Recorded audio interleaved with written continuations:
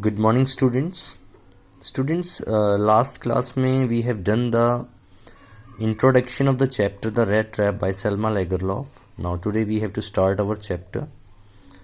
Students, as you know, it's the story of a peddler. So once upon a time, there was a man who went around selling small rat traps of wire.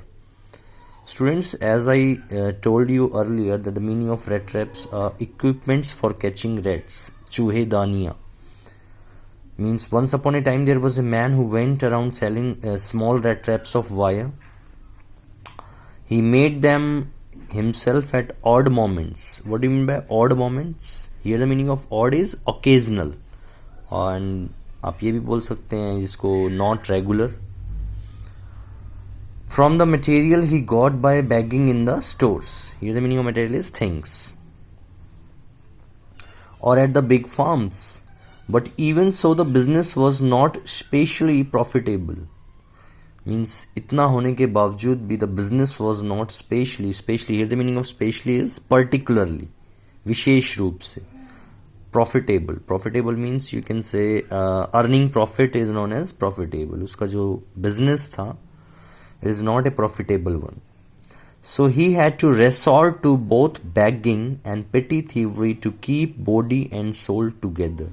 So he had to resort to. What do you mean by resort to? Resort to मतलब किसी को बाध्य करना, means force to. Resort to means force to. Both beginning and petty thievery to keep body and soul together. Petty means small. छोटी छोटी चोरियां करा करता था वो. Thievery means theft. चोरी करता था. To keep body and soul together. ये important है. To keep body and soul together. इसको underline करें आप. It's a small phrase. Keep body and soul together. तो क्या मीनिंग है इसका? To keep body और soul मतलब हम शरीर और आत्मा को साथ में रख रहे हैं. अब देखो, अगर हमारा शरीर आत्मा के साथ रहता है तो हम जिंदा रहते हैं.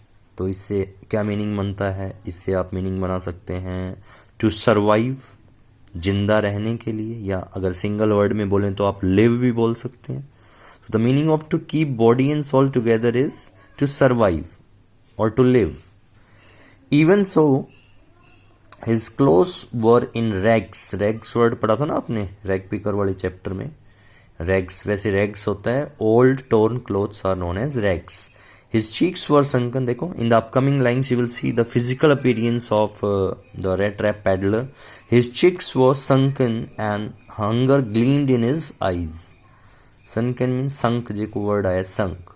तो यहाँ पे जब sunken यूज हुआ है तो ये बन जाएगा, आप hollow भी बोल सकते हैं. और अगर ये cheeks के लिए यूज हुआ है तो जैसे धसे हुए जो गाल होते हैं तो हम ऐसे बोल सकते हैं falling inwards, right? Here the meaning of sunken is falling inwards, अंदर की तरफ धसे हुए. And hunger gleamed in his eyes. So what do you mean by gleamed here? Gleamed. Here the meaning of gleamed is shine भी बोल सकते हो आप, shone भी बोल सकते हो. चमकती थी, है ना? Gleamed in his eyes. No one can imagine how sad and monotonous. देखो, in the upcoming paragraph you will see the real situation of the Rattrap peddler.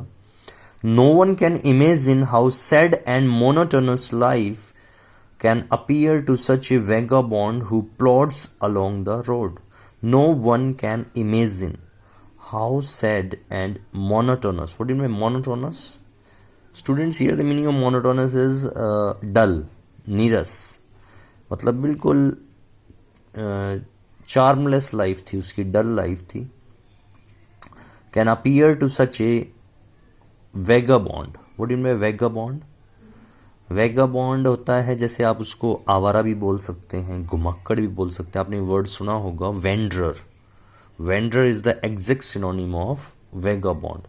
MRF का टायर भी आता है वेंडरर, वही वेंडरर वर्ड है, WANDERER, वेंडरर. वैसे वैगाबॉन्ड का एक सिनोनिम और आप कह सकते हो, जैसे वैग्रेंट भी बोलते हैं, वैग्रेंट. सच ए, तो यहाँ पे जो वैगाबॉन्ड वर्ड है वो घुमक्कड़ आवारा यूज हुआ है रैट्रैप पैडलर के लिए. Who plods along the road. Here the meaning of plod is, plodding एक प्रोसेस होती है चलने की जिसमें you can walk slowly and with heavy steps, right? Along the road left to his own meditations, meditation अपनी meditation में खोया रहता था वो, अपने चिंतन में। मेडिटेशन को आप ऐसे ही बोल सकते हो, meditation means thinking deeply in silence is known as meditation. But one day this man had fallen into a line of thoughts, लेकिन एक दिन ऐसा हुआ कि लंबे विचारों में खो गया, लंबे थॉट्स में, and which really seems to him entertaining, और उसको इसमें मजा भी आ रहा था। Here the meaning of entertainment is amusement, मनोरंजन। Amusement है synonym इसका। He had naturally been thinking of his Rattraps when suddenly he was struck by the idea that the whole world about him. He was struck by the idea. Here the meaning of struck is suddenly, अचानक से, suddenly came, अचानक से आया। By the idea that the whole world about him, that the whole world about him, about him क्या है students? Whole world about him. Here the meaning of about him is around him, right? उसके चारों ओर। The whole world with its lands and seas, its cities and villages। देखो deep thought में खो गया है वो, meditation में, deep thinking deeply। Was nothing, उसको लगता है जो जितना भी संसार है उसके चारों तरफ, जिसमें लैंड्स हैं, सीज हैं, सिटीज हैं, विलेजेस हैं, was nothing but a big rat trap. Means पूरे संसार की तुलना, comparison of the whole world with what? Rat trap. मैंने आपको इंट्रोडक्शन में बताया भी था, मेटाफॉर यूज हुआ है। When we associate one thing with the another one, there we use metaphor. यहाँ पे पूरे संसार को चूहेदानी से कंपेयर करा गया है। देखिए कैसे करा गया है। कहता है it had never existed for any other purpose than to set baits. It had never existed, here the meaning of existed, for existed means remained, existed for any other purpose, purpose means aim, than to set baits. Bait होता है चारा, मतलब जो हम place करते हैं food on a hook to catch an rat or animal, whatever it is, उसको bait बोलते हैं, चारा बोलते हैं फॉर पीपल। तो यहाँ पे चूहेदानी, संसार में, संसार रूपी जो चूहेदानी है उसमें बहुत सारे बेट्स हैं। अब बेट्स की तुलना किससे करी है? See the comparison. It offered reaches and joys. अब जो वर्ड आप रिचीज देख रहे हो, रिचीज किसको सिग्निफाई कर रहा है? वेल्थ को, राइट? जो आपकी संपत्ति है, धन है। And joys, shelter and food. Shelter means शरण। शरण का सिनोनिम क्या बोलोगे आप? शेल्टर को आप रिफ्यूज भी बोल सकते हो। जब रिफ्यूजीज वर्ड सुना होगा आपने, refuge is the synonym of shelter. And food, heat and clothing. Exactly as the, देखो कंपैरिजन हो रहा है, समझिए, just try to understand. Exactly as the rat trap offered cheese and pork. Pork student pig meat को बोलते हैं, meat from a pig is known as pork.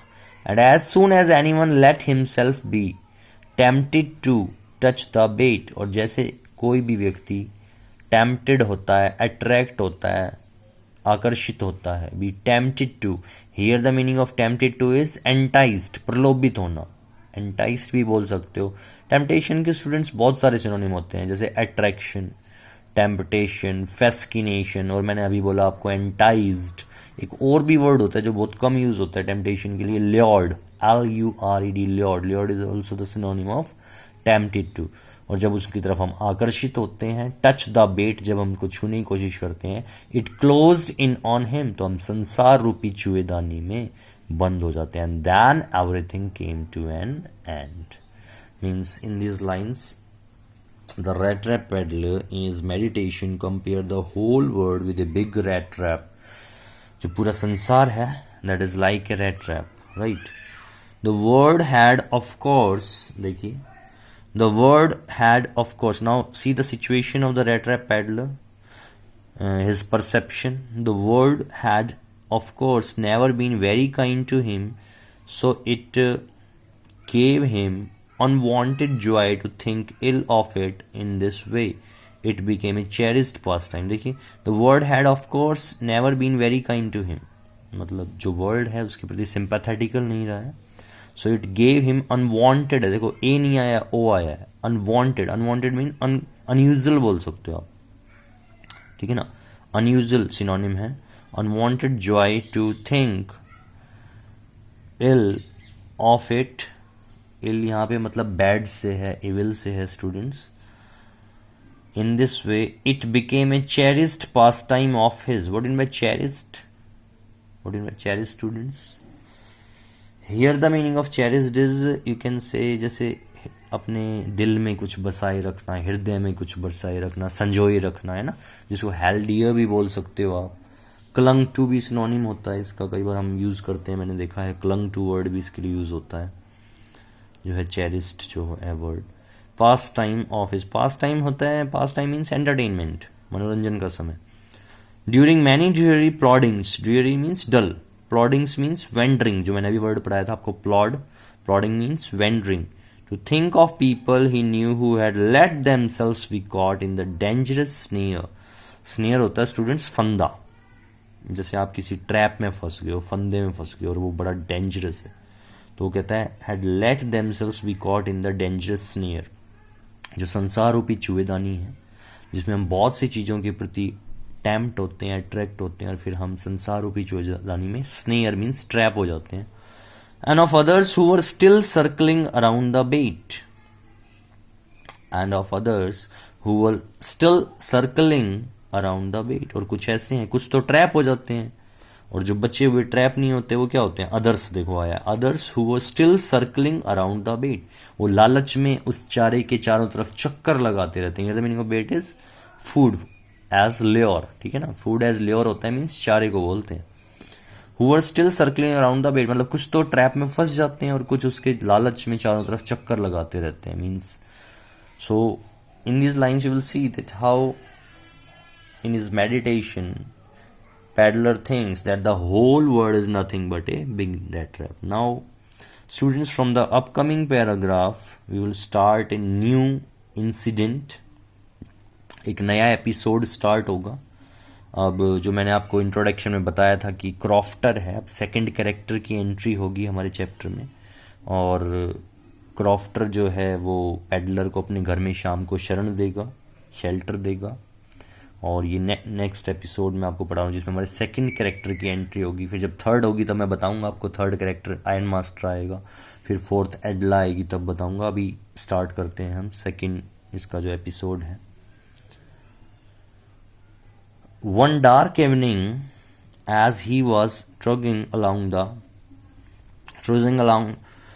the road, he caught sight of a little grey cottage by the roadside. देखो, as he was trudging क्या होता है, wandering, घूमते घूमते जब रोड साइड में आया, he caught sight of a little grey cottage by the roadside and he knocked on the door. आया, कॉटेज के बाद नॉक किया उसने, and to ask for the night. Mean shelter, उसको रात के लिए शरण चाहिए. Nor was he refuse instead of the sour faces which ordinary, instead means के बजाय, जनरली उसको जो फेसेस मिलते थे, जो लोग मिलते थे, that is sour means unpleasant, मतलब जो उसके प्रति अच्छा व्यवहार नहीं करते थे, faces which ordinarily met him, the owner who was an old man without wife or child. The owner who was an old man without wife or child, एक ओल्ड मैन था जो बिना वाइफ के था, बिना चाइल्ड के था, मतलब पैडलर की तरह ही था ओल्ड मैन, जो मैंने आपको क्रॉफ्टर बताया. एंड वॉज हैप्पी, वो खुश था, to get someone to talk to in his loneliness, क्योंकि वो भी अकेला था. लोनलीनेस जो वर्ड आया स्टूडेंट्स, ये जो लोनलीनेस वर्ड है, इसका सिनोनिम होता है सेक्लिजन, अकेलापन. तो उसको अच्छा लगा कि उसको कंपनी मिल जाएगी, राइट. तो उसने क्या करा, immediately he put the porridge pot on the fire. Immediately means अचानक से, abruptly, at once, he put the porridge pot on the fire. Porridge means जो दलिया होता है, oatmeal is known as porridge. Fire and gave him supper. Supper बेटा रात्रि के भोजन को सपर बोलते हैं. You can say last meal of the day is known as supper, और इसको सिंगल वर्ड में आप डिनर भी बोलते हो, सपर.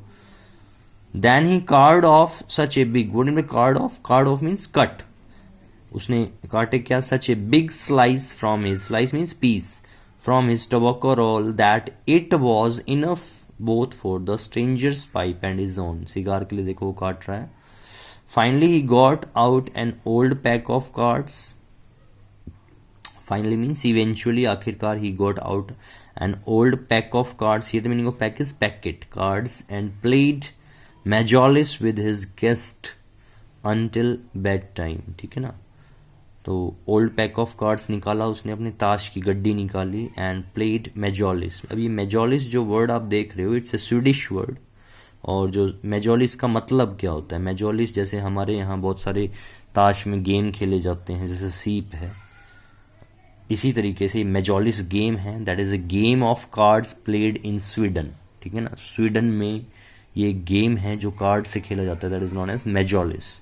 With his guest until bedtime. और फिर अपने गेस्ट के साथ उसने मेजोलिस खेला अंटिल बेड टाइम, सोने के समय तक.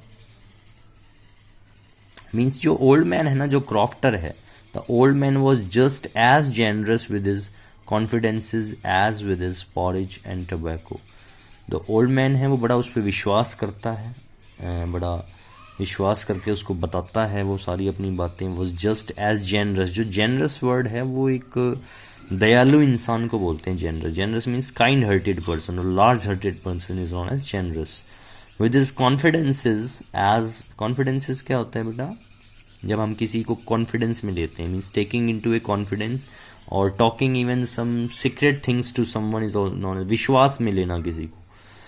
As with his porridge and tobacco, मतलब जैसे उसने उसको दलिया भी खिलाया, टोबैको भी, और उसको अपनी सारी कॉन्फिडेंशियल बातें भी बताई.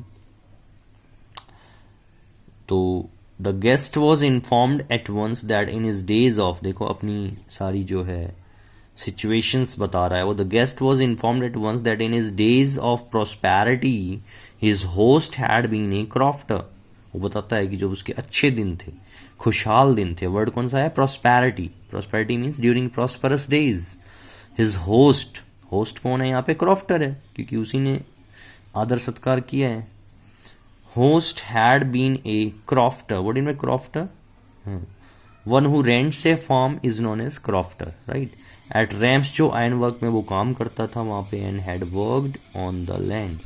Now that he was no longer able to do day labor, अब वो बूढ़ा हो गया है, day labor नहीं कर सकता है. And it was his cow which supported him. और अब उसकी जो अर्निंग का जरिया है वो उसकी काऊ है, जिससे उसका मिल्क बेच कर वो गुजारा करता है. इसलिए word I which supported him. Yes that Bosje was extraordinary. Bosje cow के लिए यूज करा गया. एक्स्ट्रा ऑर्डनरी मतलब अच्छा मिल्क देती है वो. And she could give milk for the creamery every day. She could give milk for the creamery. What do you mean creamery here? Creamery students आप कह सकते हैं place where milk and cream are made into butter and cheese is known as creamery. Every day and last month he had received, और पिछले ही महीने he had received all of 30 kroner in payment. मतलब उसको बड़ी अच्छी payment मिली है. and he received all of 30 तो आपको पता ही है क्या होता है. जो क्रॉनर वर्ड आया ना स्टूडेंट, क्रॉनर ये जो जैसे अपने यहाँ रुपीज़ है, अमेरिका में डॉलर है, ब्रिटेन में पाउंड है, राइट. और इसी तरीके से it's the name of a currency. आप कह सकते हो the unit of money in Sweden is known as kronor, right. The unit of money in Sweden, जैसे हमारे यहाँ रुपीज़ है, उनके यहाँ क्रॉनर है. जैसे मैं 30 रुपीज़, तो ये 30 क्रॉनर है. 30 क्रॉनर इन पेमेंट, और उसको मतलब अच्छा अमाउंट मिला है. 30 रुपीज़ मिले हैं, 30 क्रॉनर मिले हैं इन पेमेंट. अब ये सारी जो सीक्रेट्स उसने बताई हैं, उसके बाद देखिए अब जब स्ट्रेंजर कौन है यहाँ पे, peddler. The stranger must have seemed incredulous. अब जो स्ट्रेंजर है वो ऐसा दिख रहा है, must have seemed incredulous. Incredulous होता है अविश्वसनीय, जिसके ऊपर आप बिलीव ना कर सको. Means the synonym of incredulous is unbelievable, जिस पे विश्वास ना किया जा सके. The stranger must have seemed unbelievable for the old man got up and went to the window, took down a leather pouch. एक लेदर पाउच, ये सब नोटिस कर रहा है पेडलर. लेदर पाउच लेके आता है, पैसेंजर में पाउच, स्मॉल बैग लेके आता है. which hung on a nail in a very window frame and picked out 3 wrinkles, और उनमें से 3 मुड़े तुड़े जो हैं, रिंकल जो है, नोट स्मूथ नोट निकालता है, 10 क्रॉनर नोट निकालता है। एंड बिल्स जो वर्ड यूज हुआ है बेटा ये बैंक नोट्स के लिए यूज हुआ है, right. These he held up before the eyes of his guest nodding knowingly, ये देखिए नॉडिंग वर्ड आया, नॉडिंग तो पता ही आपको, सिर हिलाने की प्रोसेस को क्या बोलते हैं हम, nodding. Nodding knowingly, what is nodding, shaking the head is known as nodding, knowingly. And next page, and